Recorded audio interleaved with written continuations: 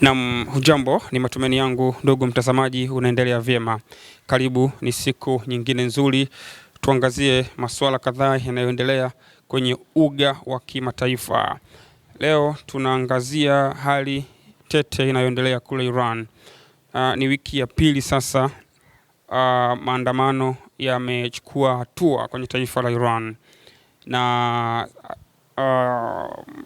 serikali ya Iran imechukua hatua ikiwemo kufunga huduma za mitandao ya kijamii, pia kuwachukulia hatua waandamanaji ambao wanafanya uharibifu wa mali na miundombinu, sambamba na kuzuia simu za kimataifa, yani international call. Hatua hii ya maandamano ambayo imefikia sasa ni wiki ya pili, ni mfululizo wa juhudi za nchi za Ulaya na Amerika, kwa maana ya nchi za Uingereza, Marekani pamoja na Israel, ya kufanikisha mpango wao wa kufanya reshape, kwa maana ya Middle East reshape. Na hiki kinachoonekana kwa Iran ndio kile ambacho kimetokea pale Beirut, Lebanon, ndio kile ambacho kinaendelea Sanaa, Yemen, Gaza na maeneo mengine ya Mashariki ya Kati. Kwa maana hii ndio total reform, kwa maana ya mabadiliko rasmi ya kufanya reshape Middle East, kuitengeneza upya Middle East kuwa chini ya utawala ama chini ya uangalizi wa Marekani pamoja na mshirika wake Israel. Kwa hivyo ni muendelezo, lakini kwa taifa la Iran, hiki ambacho tunakiendelea kukishuhudia, ambacho kinaripotiwa maeneo mengi duniani, ni juhudi za mataifa hayo ya magharibi. Lakini wiki hii Ijumaa tulisikia tena kauli ya rais wa Marekani akirejea tena kwa mara nyingine kuionya taifa la Iran dhidi ya haya yanayoendelea. Lakini pia Iran imezishitumu taasisi za kijasusi za mataifa kadhaa, ikiwemo Mossad ya Israel, CIA ya Uingereza, sambamba na MI6 ya CIA ya Marekani, kumrazi sambamba na MI6 ya Uingereza, ambazo zote kwa pamoja zinahusika kuchagiza ama kuchochea maandamano haya. Na kile ambacho kinaripotiwa ni kwamba makundi ya waandamanaji walioshawishiwa na idara ya kijasusi ya Mossad wamepenyezwa katika nchi ya Iran, na hao ndio wanaendesha harakati hizi kwa nguvu zaidi, wakichagiza ama wakihanikiza kufanyika kwa mabadiliko ya kiuongozi pale Tehran.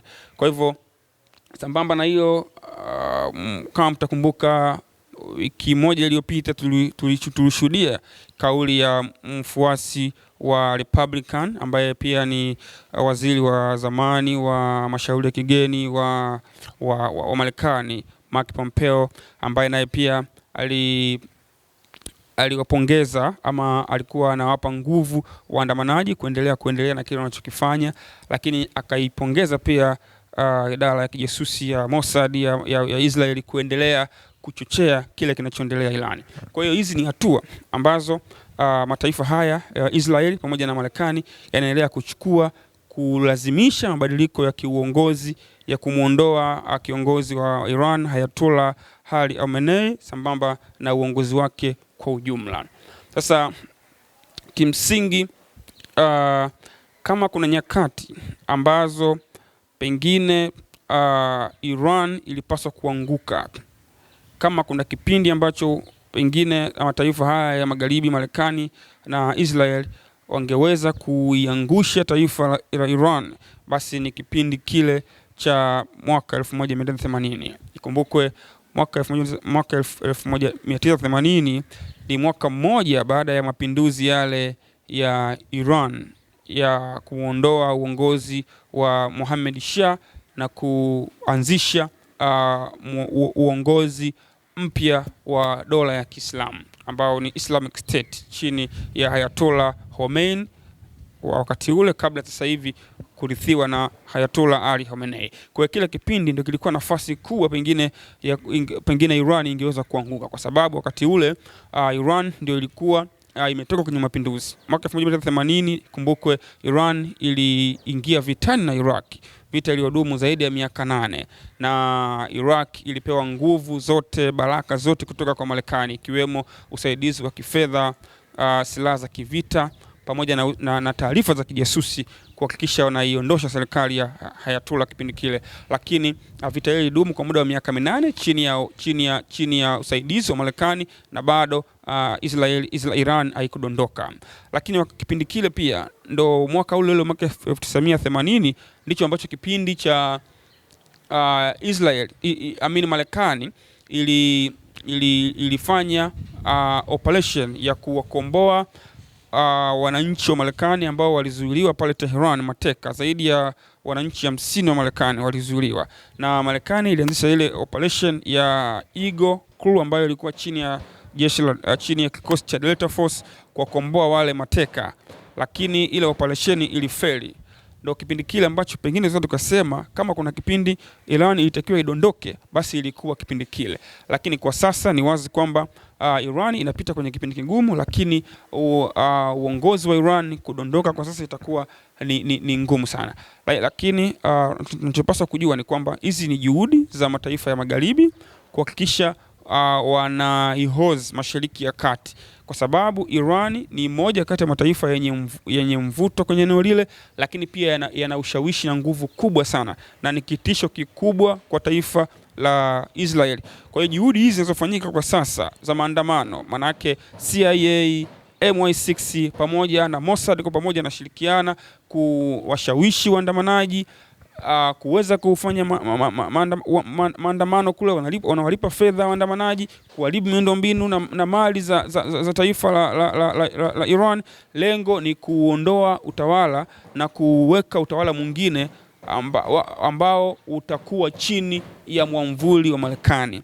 Na ikumbukwe mwanamfalme mtoto wa Mohammed Shah kwa maana ya Shah Pahlavi ndo huyo ambaye anatazamiwa kuenda, endapo kama serikali ya Ayatollah Khamenei itadondoka, basi mtoto wa Shah Pahlavi huenda ndio akachukua nafasi, na huyu anaishi uhamishoni kule Washington, Marekani. Baada ya mapinduzi ya mwaka 79 familia yake ya Mohammed Shah iliondoshwa na kupelekwa uhamishoni Marekani, ndiko wanakoishi. Kwa hiyo manake maandamano haya yanaratibiwa moja kwa moja kutoka Washington, ambako sasa huyu kibaraka wa Marekani ambaye yuko kule Washington, mtoto wa mfalme aliyeondoshwa katika wakati wa mapinduzi ya mwaka 79, ndio anasaidiwa sasa na taifa la Marekani kuweza kuratibu maandamano yanaendelea ili kuondoa madarakani serikali ya Iran ya sasa